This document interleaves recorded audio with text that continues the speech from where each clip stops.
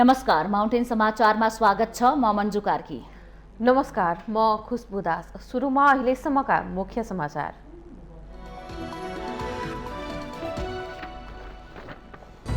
देशको नेतृत्व नै विदेशी अनुदान र ऋण लिने प्रतिस्पर्धामा उन्मुख हुँदा देशभित्र पौरख गर्ने भावना विकास हुन सकेन। विदेशी अनुदान बापत आउने रकममा पनि नेताहरूकै रजगज। तत्कालीन प्रधानमन्त्री केपी शर्मा ओलीलाई पदच्युत गर्न मात्र एमसीसीमा बखेडा झिकिएको एमालेको आरोप। संसदबाट एमसीसी पारित गर्ने प्रक्रियाबाट वञ्चित गरिएको टिप्पणी। व्याख्यात्मक घोषणाले एमसीसीका भ्रमहरू छिरेकाले अनुमोदनको पक्षमा उभिएको नेकपा एकीकृत समाजवादीको प्रश्नोक्ति। व्याख्यात्मक घोषणाले कानूनी मान्यता पाउने जिकिर। एमसीसी संसदबाट अनुमोदन गर्न गरिएको व्याख्यात्मक घोषणाको विभिन्न कोणबाट टीका टिप्पणी हुँदै दलहरू आफूलाई चोख्याउने प्रयासमा पत्रकार सम्मेलन गर्नमै व्यस्त। इन्धनको मूल्य फेरि बढ्ने संकेत। 15 दिनमा नेपाल आयल निगमलाई थप 3 अर्ब नोक्सानी। कच्चा तेलको मूल्य बढ्दा भारतबाट तेल र ग्यासको मूल्य फेरि बढेर आयो। रुसको सेना हतियार सहित बख्तर बन्दगाडी युक्रेनको राजधानी कीवतर्फ अघि बढ्दै रुसी सैन्य बख्तर बन्दगाडीहरू उत्तरमा 64 किलोमिटरसम्म फैलिएको तस्बिर सार्वजनिक। र नेपाल सुपर लिग फुटबलको दोस्रो संस्करणका लागि खेलाडीको बोल कबोल शुक्रबार हुने। 10 टोली सहभागी हुने प्रतियोगिताका लागि 240 खेलाडीमा बोली लाग्ने।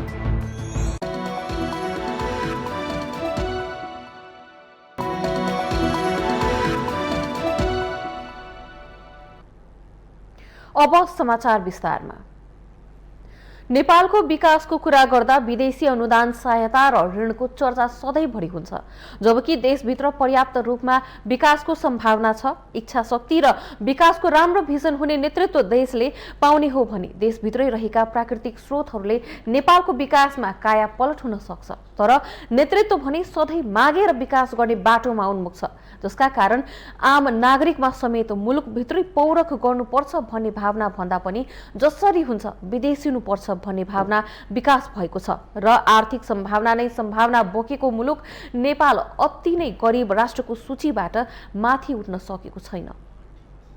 नेपालमा सधैँभरि विदेशी अनुदानको चर्चा हुने गर्छ। विदेशी अनुदान आएन भने देश विकासको सम्भावना नै छैन भन्ने आम बुझाइ पनि छ। तर वास्तविकता भने निकै फरक छ। हाम्रो नेतृत्वमा इच्छा शक्ति हुने हो भने नेपालको विकासमा काया पलट हुन सक्ने सम्भावना देशभित्र नै छ। त्यसका लागि विकास प्रेमी भिजन सहितको इमानदार नेतृत्वको सख्त खाँचो छ। तर नेताहरू भने विदेशीसँग मागेर ल्याएको अनुदानमा रमाउने लतमा परेका छन्, जसका कारण राजनीतिक नेतृत्व नै विदेशी अनुदानका कारण भ्रष्ट बनेको छ। विगतमा चीन लगायतका विभिन्न देशहरूले नेपालमा खोलिदिएका कतिपय उद्योगहरू नेताहरूले बेचे। खाद्यान्न निर्यात गर्ने अवस्थामा रहेको नेपाल अहिले परनिर्भरताको भुमरीमा गाँजिएको छ। नेताहरू व्यक्तिगत स्वार्थमा रुमलिँदा देश भ्रष्टीकरणको बाटोमा निरन्तर उन्मुख भइरहेको छ। विदेशीसँग अनुदान मात्र होइन, अन्धाधुन्द ऋण पनि लिने प्रवृत्ति हाबी भएको छ। देश अहिले विदेशी अनुदान र ऋणको जालोभित्र छ भन्दा फरक पर्दैन।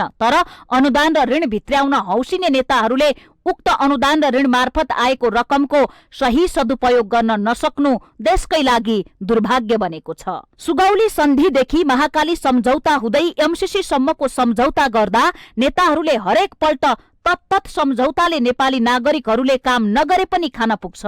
देशमा समृद्धि नै समृद्धि आउँछ भन्ने मिठा मिठा भाषण गरे, तर आज मुलुक पूर्ण रूपमा परनिर्भर बन्ने अवस्थामा पुग्नै लागेको छ। विदेशीकै ज्ञान, उनीहरूकै विज्ञान, दाताकै योजना, दाताकै कार्यान्वयनका कारण नेपाल विकासमा त पछाडि पर्यो नै, आज आएर राष्ट्रिय अखण्डता र अस्मिता समेत धरापमा पर्ने चिन्ता सर्वत्र छ। नेपालले विकासका वास्तविक योजना समेत पहिल्याउन नसक्दा जतिसुकै विदेशी सहयोग आए पनि नेपाल गरिबीबाट माथि उठ्न सकिरहेको छैन। आर्थिक सूचकाङ्कहरू निराशजनक अवस्थामा छन्। तथ्य हेर्ने हो भने पनि सन् 1952 सालदेखि नेपालले विदेशी विज्ञहरूलाई नेपालको विकासका लागि विकास परियोजनामा सहभागी गराउन थालेको देखिन्छ। सन् 1951बाट अमेरिकाले नेपाललाई औपचारिक रूपमा आर्थिक सहयोग गर्न थालेको देखिन्छ। अहिले 2078 सालसम्म देशमा दाताले दिएकै भरमा नेपालले विकासको फड्को मारेको स्मरण योग्य विकास भएको छैन। अमेरिकासँगै अधिकांश युरोपेली देशहरूले पनि नेपाललाई हरेक वर्ष आर्थिक सहायता गर्ने गरेको देखिन्छ।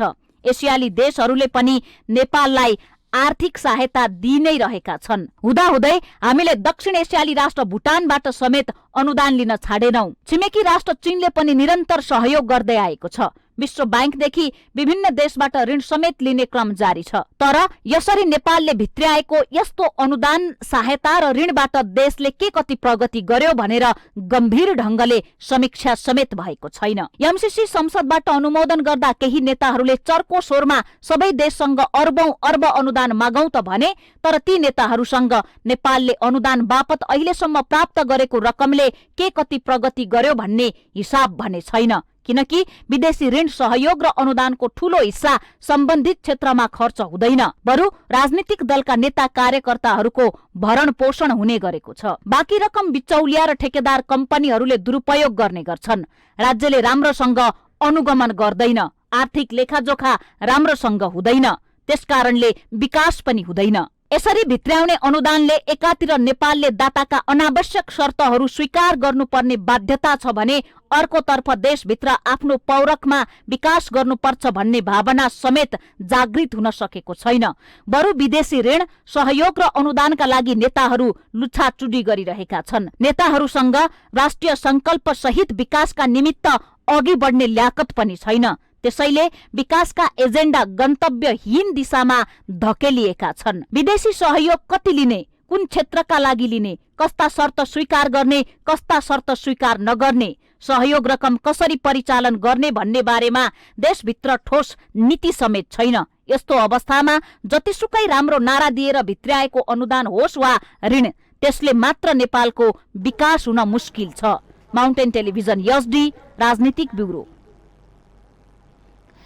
प्रमुख प्रतिपक्ष दल नेकपा एमालेका अध्यक्ष केपी शर्मा ओलीले एमसीसी संसदबाट पारित भइसकेकोले यसलाई कार्यान्वयन गरेर लैजानुको विकल्प नरहेको बताउनु भएको छ।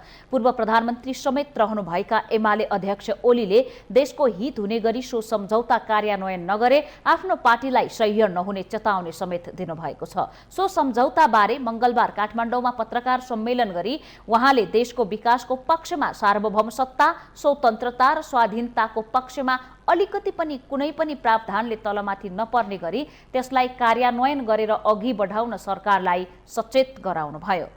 अब यसलाई कार्यान्वयनमा हेर्नुपर्नेछ र यसको सही राष्ट्रिय हितको पक्षमा, देशको विकासको पक्षमा, हाम्रो सार्वभौम सत्ता र स्वाधीनतामा, स्वतन्त्रतामा अलिकति पनि कुनै प्रावधानले तलमाथि नपर्ने गरी यसको कार्यान्वयन हुनुपर्छ।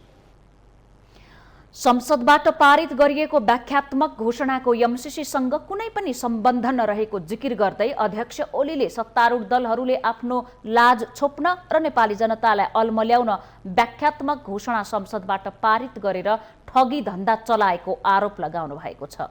कि यसको सम्झौतासँग कुनै अर्थ छैन। व्याख्यात्मक घोषणा नेपाली जनतालाई झुक्क्याउने, अल्मल्याउने, धोका दिने एउटा ठगी धन्दा हो। त्योभन्दा माथि केही पनि होइन यो व्याख्यात्मक घोषणा। त्यसकारण व्याख्यात्मक घोषणा निरर्थक छ। आफ्नो पार्टीले सभामुख अग्निप्रसाद सापकोटाको राजीनामा पर्खेर बसेको बताउँदै उहाँले सभामुखले राजीनामा नदिए संसदमा महाअभियोग लगाउन सक्ने चेतावनी दिनुभएको छ। ल्याउँदैन भन्ने पनि छैन, ल्याउन सक्छ, ल्याउँछ नै भन्ने पनि छैन। उहाँले राजीनामा गर्नुभयो भने नल्याउन पनि सक्छ। हामी उहाँको राजीनामा पर्खिराखेका छौँ। ससम्मान बहिर्गमित हुनुहोस्, ससम्मान हट्नुहोस्। अध्यक्ष ओलीले संशोधनका कुरा गर्नेहरूले पनि यथास्थितिमा एमसीसी पास गरेको भन्दै आपत्ति जनाउनुभयो। एमालेले एमसीसी पास गर्ने संसदीय प्रक्रियाबाट आफ्नो पार्टीलाई वञ्चित गरिएको टिप्पणी पनि गरेको छ।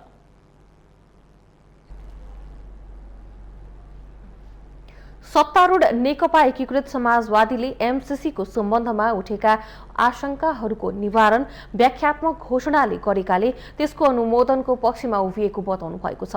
मंगलबार पत्रकार सम्मेलन गर्दै एकीकृत समाजवादीका अध्यक्ष माधव कुमार नेपालले एमसीसीका सम्बन्धमा उब्जिएका भ्रमहरू व्याख्यात्मक घोषणाले स्पष्ट पारेकाले एमसीसी अनुमोदनको पक्षमा उभिएको बताउनु भएको हो। पत्रकार सम्मेलनमा बोल्दै अध्यक्ष नेपालले अमेरिकाले एमसीसी सम्झौता इन्डो पेसिफिक रणनीतिको हिस्सा नभएको स्पष्ट पारेसँगै एमसीसी अनुमोदन गरिएको बताउनु भयो। विरोध अझै भन्ने हो भने एउटा प्रहसन जस्तो स्थिति बन्यो, तमासा, जसले एमसीसी अगाडि बढाउनका लागि सारा थोक गर्यो। ऊ मुख दर्शक भएर बसेको छ, मुख दर्शक भएर बसेको छ। त्यो के कारणले भन्दाखेरि अरू केही पनि होइन। अध्यक्ष नेपालले एमसीसी सम्झौतासँगै संसदबाट पारित गरिएको व्याख्यात्मक घोषणाले कानूनी मान्यता पाउने बताउँदै एमालेको समेत औपचारिक विरोध नभएकाले सम्झौता 2/3 भन्दा बढी मतले पारित भएको दावी गर्नुभयो। एक्सेप्ट गरेर नेपाल सरकारले बजाबता स्वीकार गरेर प्रतिबद्धता व्यक्त गरेर संसदमा प्रस्तुत गरेको र संसदको सिङ्गो संसदले सम्भवतः 2-4वटा मत बाहेक केपी ओलीकाले पनि एउटाले पनि विरोध एक शब्द पनि गरेनन्। त्यहाँ अन्तिम बेलामा एकजनाले गरेका होला। तत्कालीन अमेरिकी राष्ट्रपति डोनाल्ड ट्रम्पले तत्कालीन प्रधानमन्त्री केपी शर्मा ओलीलाई चेपुवामा पारेर नेपाललाई चीन विरोधी क्रियाकलाप सञ्चालन गराउन खोजेको जिकिर गर्दै उहाँले अमेरिकामा राष्ट्रपति परिवर्तन भएसँगै आफूहरूले निरन्तर कुरा उठाएर नेपाललाई इन्डो पेसिफिक रणनीतिबाट हटाइएको दावी गर्नुभयो। गराउने कुरामा केपी ओली फँसेका थिए, तर जब हामीले कुराहरू उठायौं अनि त्यो पनि यही बीचमा अमेरिकामा पनि राष्ट्रपति परिवर्तन भए, विभिन्न घटनाक्रमहरूलाई विचार गरिसकेर त्यसपछि आइपीएसको यो हिस्सा होइन भनेर अमेरिकाले प्रष्ट पार्यो। अध्यक्ष नेपालले आफूहरू सभामुख अग्निप्रसाद सापकोटाको राजीनामाको पक्षमा नरहेको स्पष्ट पार्दै सभामुखले संसदको गरिमा र सांसदहरूको अधिकारको रक्षा गरेको टिप्पणी गर्नुभयो।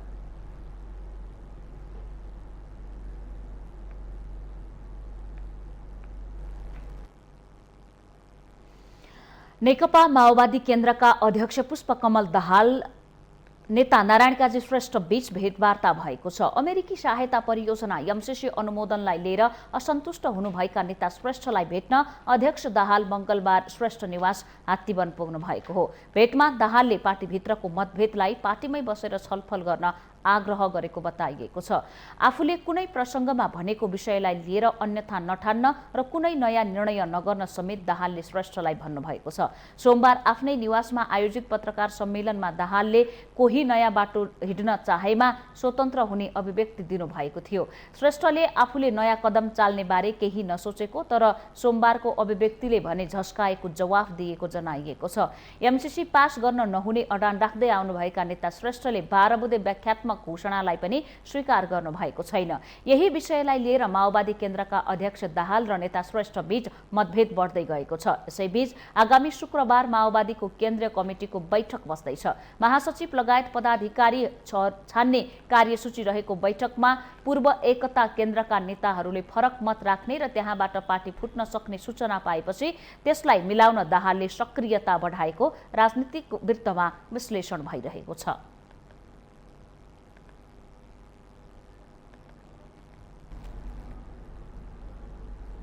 6वटा कम्युनिस्ट पार्टी र 2 मोर्चाले एमसीसी संसदबाट पास भएको फागुन 15 गतेलाई कालो दिन घोषणा गरेको छ। मंगलबार बसेको बैठकपछि संयुक्त प्रेस विज्ञप्ति जारी गर्दै 6वटा कम्युनिस्ट पार्टी र 2 मोर्चाले देउबा सरकार, नेपाली कांग्रेस, नेकपा माओवादी केन्द्र, नेकपा एकीकृत समाजवादी, जनता समाजवादी र लोकतान्त्रिक समाजवादी पार्टीका नेताहरूले नेपाली जनताको विरोध आन्दोलनका विरुद्ध अमेरिकी साम्राज्यवादसँग आत्मसमर्पणवादी कुक्कारी गरेको टिप्पणी गरेका छन्। नेपाल कम्युनिस्ट पार्टी, नेकपा क्रान्तिकारी माओवादी, नेकपा वैज्ञानिक समाजवादी कम्युनिस्ट पार्टी नेपाल, नेकपा माओवादी केन्द्र समाजवादी, देशभक्त जनगणतान्त्रिक मोर्चा र राष्ट्रिय जनमोर्चाको मंगलबार बसेको बैठकले एमसीसी राष्ट्रघाती रहेको भन्दै देशव्यापी प्रदर्शन र विरोध सभा गर्ने भएका छन्।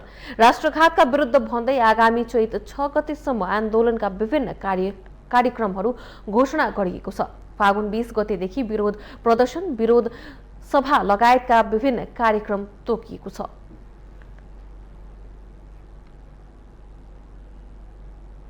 माउन्टेन समाचारमा पालो भएको छ विश्रामको।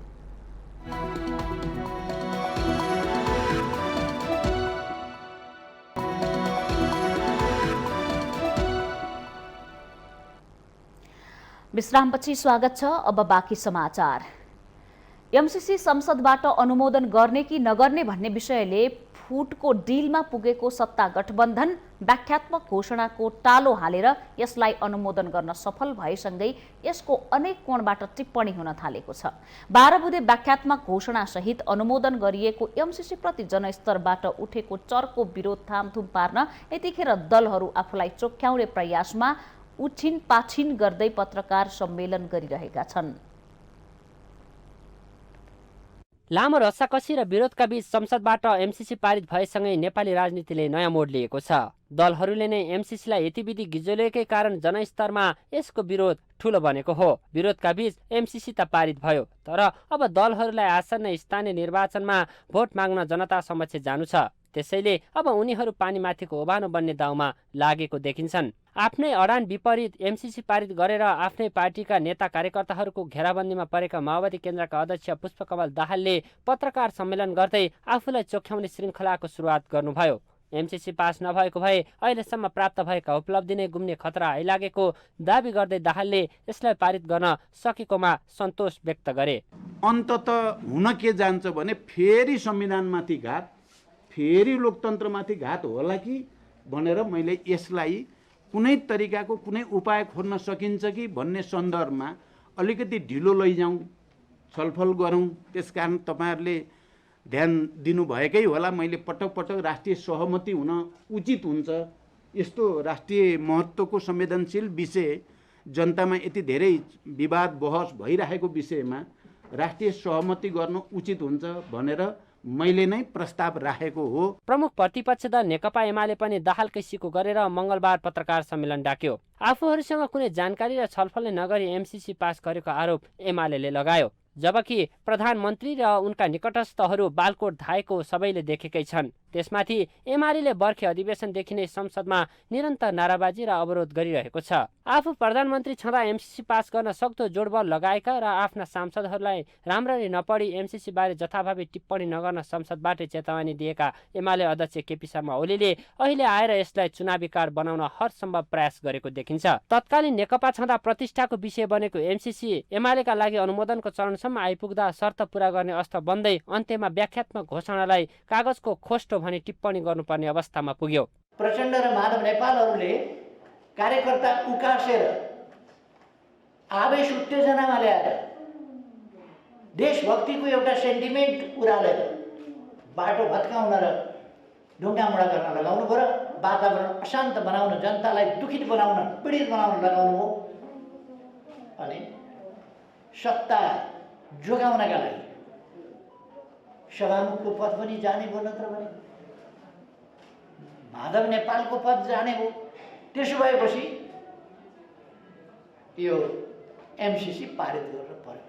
पत्रकार सम्मेलन डाकेर एमसीसीमा आफूलाई राष्ट्रवादी देखाउने मौकाबाट एकीकृत समाजवादी पनि चुक्न चाहेन। चिर प्रतिद्वन्दी एमाले र त्यसका अध्यक्षलाई घोचपेच गर्दै समाजवादीका अध्यक्ष माधव कुमार नेपालले एमाले एमसीसीमा मुखदर्शक भएर बसेको र अहिले पानीमाथिको ओभानो बन्ने प्रयास गरेको आरोप लगाउनुभयो। एमसीसीको सन्दर्भमा हामी एउटा धारणा बनाउँछौँ र त्यो धारणा संसदमा प्रस्तुत गर्छौँ र धारणाको आधारमा उपयुक्त निर्णय गरेर कदम चाल्छौँ भनेर होली एन्ड कम्पनीबाट यस्ता कुराहरू हामी सुनिरहेका थियौँ। सुन्न त सुनिरहेका थियौँ, अन्तमा के देख्यौँ हामीले? अन्तमा न समर्थन न विरोध।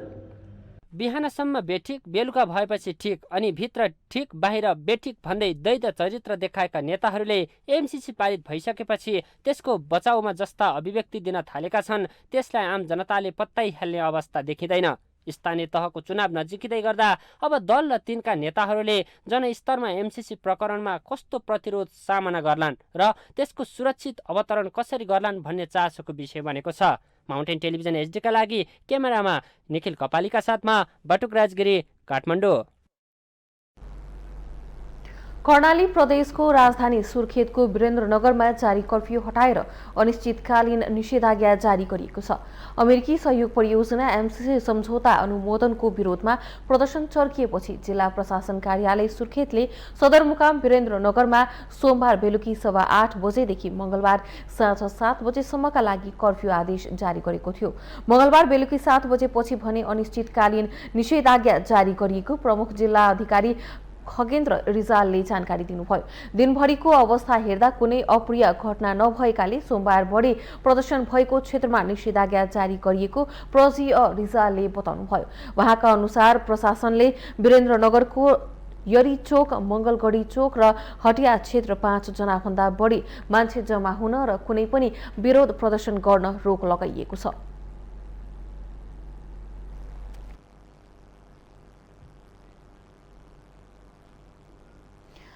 प्रतिनिधि सभाको आज बस्ने बैठकको सम्भावित कार्यसूची सार्वजनिक भएको छ। संघीय संसद सचिवालयले सार्वजनिक गरेको सम्भावित कार्यसूचीमा प्रधानमन्त्री शेरबहादुर देउवाले राष्ट्रिय सूचना आयोगको वार्षिक प्रतिवेदन पेश गर्नुहुनेछ। बैठकमा संस्कृति, पर्यटन तथा नागरिक उड्डयन मन्त्री प्रेम बहादुर आलेले नेपाल नागरिक उड्डयन प्राधिकरण विधेयक 2076 र नेपाल हवाई सेवा प्राधिकरण विधेयकमाथि विचार गरियोस् भन्ने प्रस्ताव पेश गर्ने कार्यसूची रहेको छ।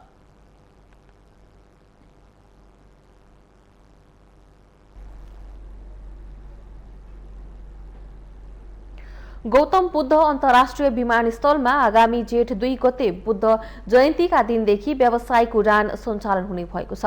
विमानस्थलको प्राविधिक जाँच प्रमाणित गर्न एरो थाईले यान्त्रिक परीक्षण उडान सम्पन्न गरेसँगै बुद्ध जयन्तीका दिनदेखि व्यावसायिक उडान हुने नागरिक उड्डयन प्राधिकरणले जनाएको छ। वैशाख 1 गते नेपाल वायु सेवा निगमको वाइड बडी जहाज मार्फत परीक्षण उडान गरिने पनि प्राधिकरणले जनाएको छ। विमानस्थलबाट हवाई उडान सञ्चालन गर्न प्राधिकरणले airspace route design, flight procedure सबै तयारी गरिसकेको र जेठ 2 गते अगाडि सबै काम सकिने प्राधिकरणका महानिर्देशक प्रदीप अधिकारीले बताउनुभयो। क्यानले मात्रै चलाउन सक्ने विषय पनि होइन, त्यसैले त्यसलाई राष्ट्रिय गौरव बन्यो। सबै स्टेक होल्डरहरू, सबै एजेन्सीहरूले आफ्नो तयारी गर्नुभएको छ। मलाई लाग्छ हामीले जुन डेट कट अफ डेट भनेका छौँ मे 16 जेठ 2 गते त्योसम्म सबै तयारी पुरा हुनेछ। त्यस्तै महानिर्देशक अधिकारीले गौतम बुद्ध विमानस्थल सञ्चालनको लागि नेपालमा अन्तर्राष्ट्रिय सेवा सञ्चालन गर्ने विमान कम्पनीहरूसँग औपचारिक रूपमा छलफल भइरहेको जानकारी दिँदै अन्तर्राष्ट्रिय बजारमा समेत सबैले जानकारी पाउने गरी नयाँ अन्तर्राष्ट्रिय विमानस्थलको डाटाहरू प्रकाशन गर्ने तयारीमा सरकार रहेको बताउनुभयो।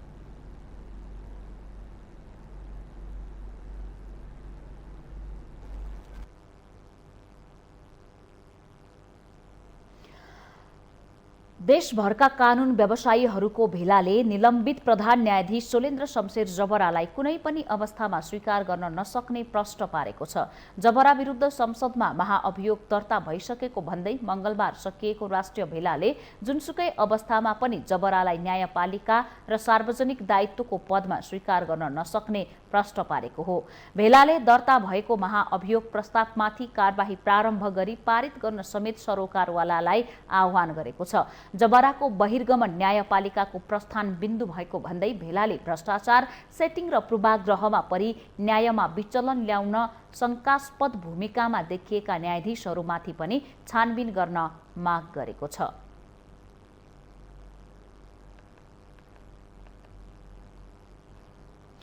माउन्टेन समाचारमा पालो भएको छ विश्रामको।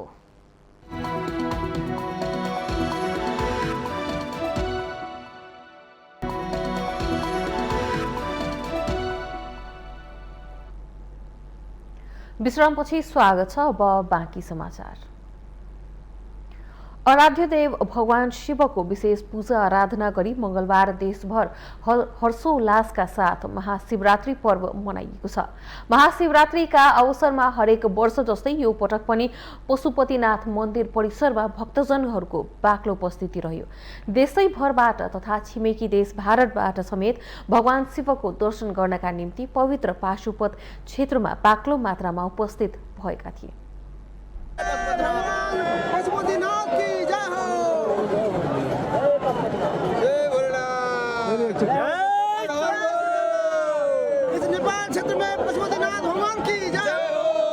मंगलबार दिनभर पशुपति क्षेत्र परिसरमा दर्शनार्थीहरू खचाखच देखिए। महाशिवरात्रिका अवसरमा पवित्र धार्मिक स्थल पाशुपत क्षेत्र आउने र भगवान शिवको पूजा आराधना गर्नका लागि स्वदेश तथा विदेशबाट भक्तजनहरू लाखौंको संख्यामा उपस्थित भएका थिए। महाशिवरात्रिको अवसरमा पशुपतिको मुख्य मन्दिर र मन्दिर परिसरमा पुष्पगुच्छा सहित विशेष रूपमा सिंगारिएको थियो भने मन्दिर परिसरको खाली भित्ताहरूमा शिव पार्वती अंकित चित्रहरू कोरिएको थियो। फाल्गुन कृष्ण चतुर्दशीका दिन हरेक वर्ष भव्यताका साथ मनाइने महाशिवरात्रि पर्वमा कोरोना महामारीका प्रकोपका कारण गत वर्ष दर्शनार्थीको चाप केही पातलिएको थियो। तर यो वर्ष महामारी न्यूनीकरण भएसँगै मंगलबार बिहानैबाट घण्टौं लाइनमा लागेर भगवान शिवको दर्शन गर्न भक्तजनहरू पशुपति मन्दिर परिसर पुगेका हुन्। अब आज शिवरात्रिको भन्दा अब व्रत हो, बिहानै नुहाइधुवाइ गरेर अब एउटा आस्था शिवप्रतिको आस्था बोकेर हामी अब यहाँ दर्शन गर्न आएको। समस्या भनिने अब लाइन बसेर आउँदा ठिकै हो, तर अब राम्रो छ पहिला हेरी त्यसपालि व्यवस्था एकदम राम्रो छ।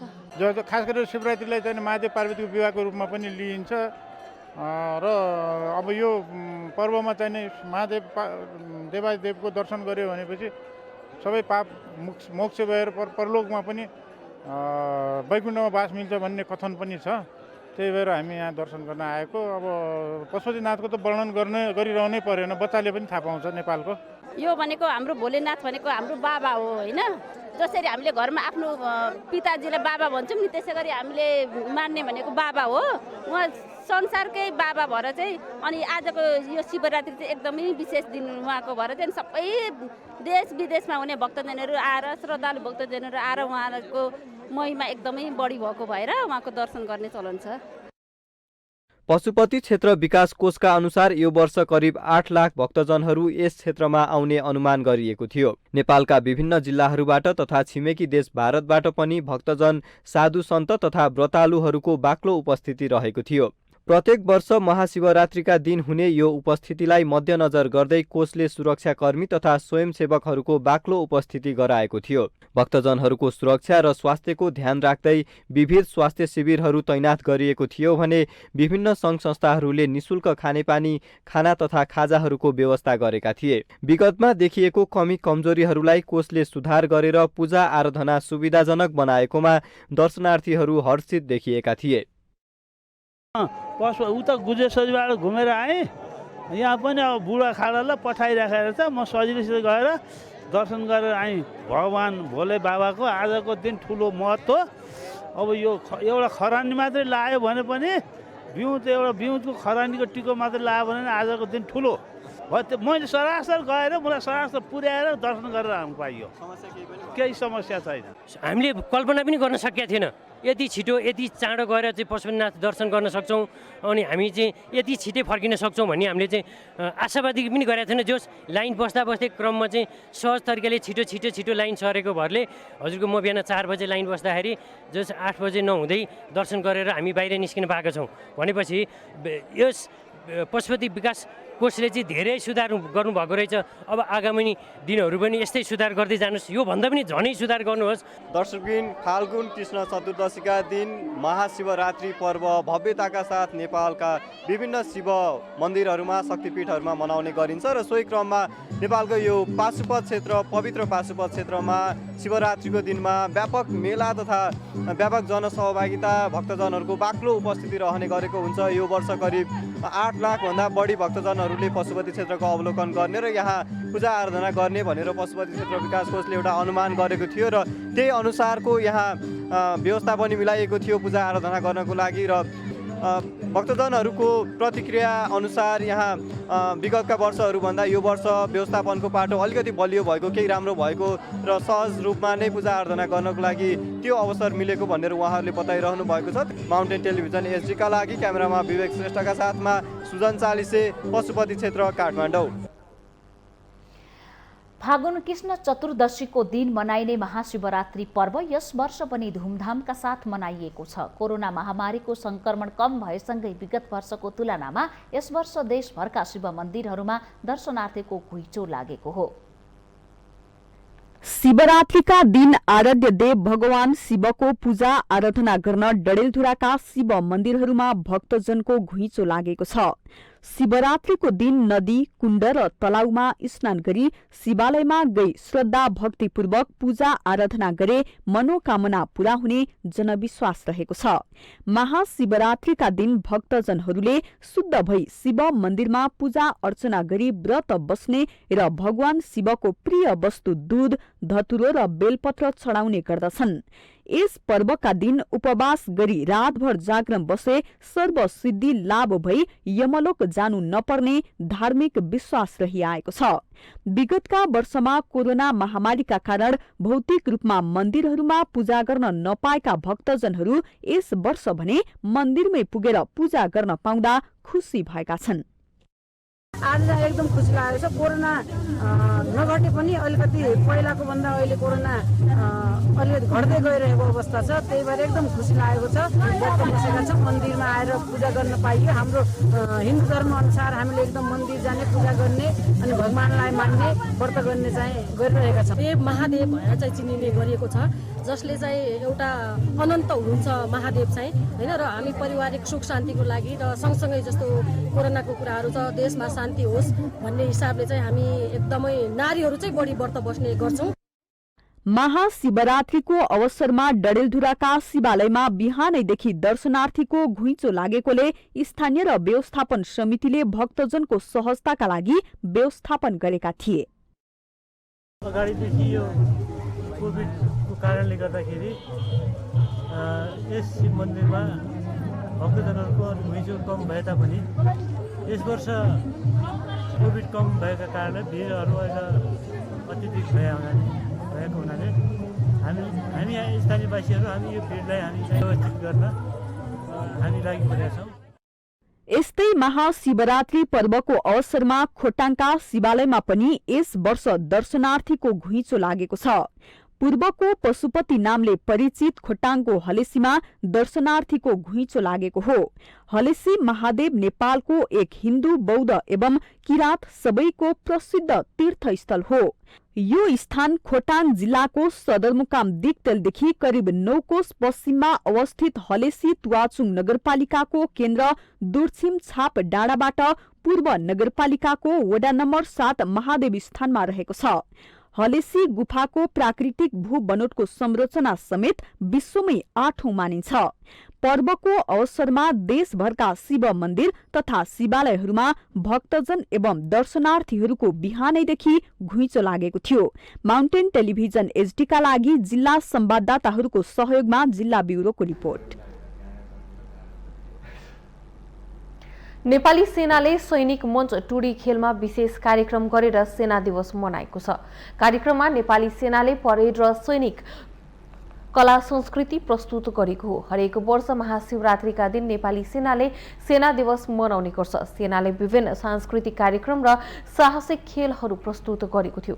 सेना दिवसको बधाई समारोहमा राष्ट्रपति विद्यादेवी भण्डारी, उपराष्ट्रपति नन्दबहादुर पुन, प्रधानमन्त्री शेरबहादुर देउवा, सभामुख अग्निप्रसाद सापकोटा लगायतका उच्च पदस्थ व्यक्तित्वहरूको उपस्थिति रहेको थियो। कार्यक्रममा सेनाका परमाधिपति राष्ट्रपति भण्डारीले सैनिक स्मारकमा पुष्पगुच्छ अर्पण गर्नुभयो। उहाँलाई सेनाको एक टुकडीले सलामी अर्पण गरेको थियो। सैनिक मञ्च टुडी खेलमा मुख्य समारोह तथा देशभर सेनाका सबै कार्यालय, विभाग, फर्मेसन प्रेरणा वाहिनी युनिट तथा सब युनिटले पनि आआफ्नो क्षेत्रमा विभिन्न कार्यक्रम गरी सेना दिवस मनाएका छन्। सेना दिवसको अवसरमा सैनिक मञ्चमा परेड तथा तोप बढाई कवाज लगायत विविध सांस्कृतिक कार्यक्रम प्रदर्शन गरिएको थियो। विक्रम सम्वत 2047 सालबाट नेपाली सेनाले महाशिवरात्रिको दिनलाई सेना दिवसका रूपमा मनाउँदै आएको छ।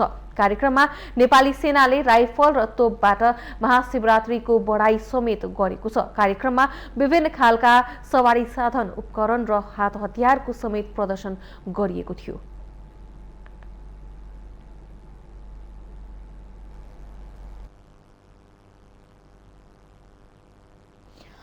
द्वन्द्वग्रस्त युक्रेनबाट सोमबार रातिसम्म 298 जना नेपालीलाई सुरक्षित रूपमा बाहिरिन सफल भएका छन्। रुसको हमलाबाट त्रासित खार्किभ सहरमा फँसेका 3 जना नेपाली पनि त्यहाँबाट निस्किएर सुरक्षित स्थानतर्फ लागेको जर्मन स्थित नेपाली दूतावासले जनाएको छ।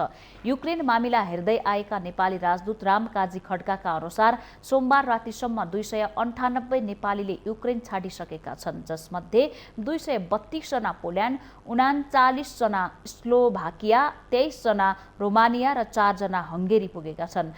जर्मन राजधानी बर्लिन स्थित नेपाली दूतावासका अनुसार मेडिकल अध्ययन गर्न पुगेका नेपालीले खार्किभ छोड्न सफल भएका छन्। उनीहरू रेल चढेर सुरक्षित स्थानतर्फ गइरहेका जनाइएको छ। रुसले फागुन 12 गते युक्रेनमाथि आक्रमण गरेदेखि उनीहरू खार्किभ छोड्न सकिरहेका थिएनन्। मंगलबार बिहान खार्किभमा एक भारतीय विद्यार्थी मारिएको भारतले जनाएको छ। हालसम्म दूतावाससँग भने 258 जना मात्रै सम्पर्कमा पुगेका छन्। दूतावासको सम्पर्कमा भएका मध्ये अझै 40 जना नेपालीहरू युक्रेनको सीमामा रोकिएका छन्। सीमामा रोकिएकाहरूलाई प्रवेश दिन व्यक्तिगत रूपमै पत्र पठाएको र त्यस पत्रका आधारमा नेपालीहरूले युक्रेनको सीमा छोड्न सहज हुने बर्लिन स्थित नेपाली दूतावासले जनाएको छ।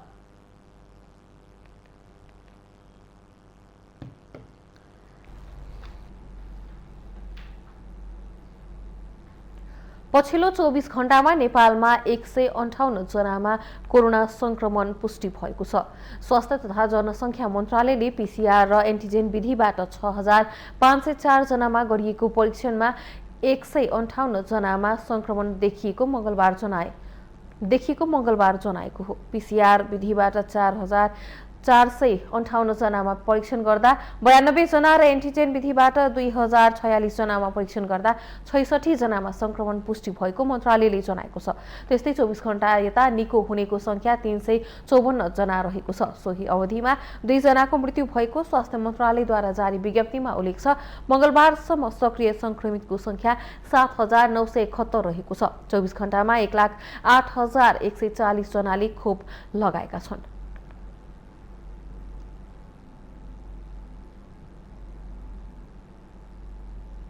हामीसँग आर्थिक अन्तर्राष्ट्रिय र खेल समाचार बाँकी नै छन्। माउन्टेन समाचारमा फेरि पालो भएको छ विश्रामको।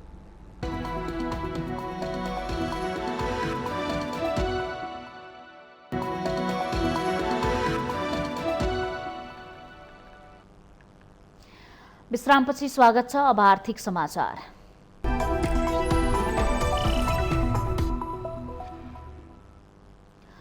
भारतीय आयल कर्पोरेसन आईओसीले नेपाल आयल निगमलाई ग्यास र पेट्रोलियम पदार्थको मूल्य फेरि बढाएर पठाएको छ। अन्तर्राष्ट्रिय बजारमा कच्चा तेलको मूल्य बढेको जनाउँदै आईओसीले मंगलबार मूल्य बढाएर पठाएको हो। मंगलबार पठाएको मूल्य अनुसार पेट्रोलमा प्रति लिटर 3 रुपैयाँ 89 पैसा, डिजेलमा 3 रुपैयाँ 8 पैसा, मट्टी तेलमा 10 रुपैयाँ 30 पैसा बढेर आएको छ। हवाई इन्धनमा प्रति लिटर 3 रुपैयाँ 32 पैसा र खाना पकाउने एलपी ग्यासमा प्रति सिलिन्डर 69 रुपैयाँ 17 पैसा बढेको नेपाल आयल निगमले जनाएको छ। मूल्य समायोजन नहुँदा निगमलाई 15 दिनमा 3 अर्ब 9 करोड रुपैयाँ घाटा भएको देखिन्छ। यो घाटा अहिलेसम्मकै उच्च हो। निगमका अनुसार मूल्य समायोजन नहुँदा अहिले पेट्रोलमा प्रति लिटर 20 रुपैयाँ 52 पैसा, डिजेलमा 16 रुपैयाँ 8 पैसा, एलपी ग्यासमा प्रति सिलिन्डर 665 रुपैयाँ 34 पैसा घाटा छ। मट्टीतेल हवाई इन्धनमा भने मूल्य बढे पनि नाफामै रहेको निगमले जनाएको छ। रुस युक्रेन युद्धको प्रत्यक्ष असर कच्चा तेल र ग्यासमा परेकोले नेपालमा असर देखिएको हो। केही दिन अघि ब्रेन्ट कच्चा तेलको मूल्य प्रति ब्यारेल $104 सम्म पुगेको थियो। यद्यपि मंगलबार भने प्रति ब्यारेल $100 आसपासमा छ। निगमले हरेक महिनाको 8 र 23 तारिखमा IOC लाई रकम भुक्तानी गर्नुपर्छ। मूल्य समायोजन नहुँदा ठूलो समस्या पर्ने देखिन्छ।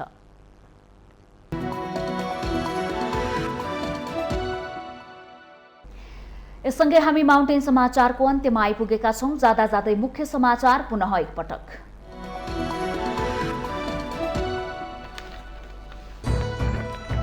देशको नेतृत्व नै विदेशी अनुदान र ऋण लिने प्रतिस्पर्धामा उन्मुख हुँदा देशभित्र पौरख गर्ने भावना विकास हुन सकेन। विदेशी अनुदान बापत आउने रकममा पनि नेताहरूकै रजगज। तत्कालीन प्रधानमन्त्री केपी शर्मा ओलीलाई पदच्युत गर्न मात्र एमसीसीमा बखेडा झिकिएको एमालेको आरोप। संसदबाट एमसीसी पारित गर्ने प्रक्रियाबाट वञ्चित गरिएको टिप्पणी। व्याख्यात्मक घोषणाले एमसीसीका भ्रमहरू चिरेकाले अनुमोदनको पक्षमा उभिएको नेकपा एकीकृत समाजवादीको प्रष्टोक्ति। व्याख्यात्मक घोषणाले कानूनी मान्यता पाउने जिकिर। एमसीसी संसदबाट अनुमोदन गर्न गरिएको व्याख्यात्मक घोषणाको विभिन्न कोणबाट टीका टिप्पणी हुँदै दलहरू आफूलाई चोख्याउने प्रयासमा पत्रकार सम्मेलन गर्नेमै व्यस्त। इन्धनको मूल्य फेरि बढ्ने संकेत। 15 दिनमा नेपाल आयल निगमलाई थप 3 अर्ब नोक्सानी। कच्चा तेलको मूल्य बढ्दा भारतबाट तेल र ग्यासको मूल्य फेरि बढेर आयो। रुसको सेना हतियारसहित बख्तरबन्द गाडी युक्रेनको राजधानी कियवतर्फ अघि बढ्दै। रुसी सैन्य बख्तरबन्द गाडीहरू उत्तरमा 64 किलोमिटरसम्म फैलिएको तस्विर सार्वजनिक। र नेपाल सुपर लिग फुटबलको दोस्रो संस्करणका लागि खेलाडीको बोल कबोल शुक्रबार हुने। 10 टोली सहभागी हुने प्रतियोगिताका लागि 240 खेलाडीमा बोली लगाउने।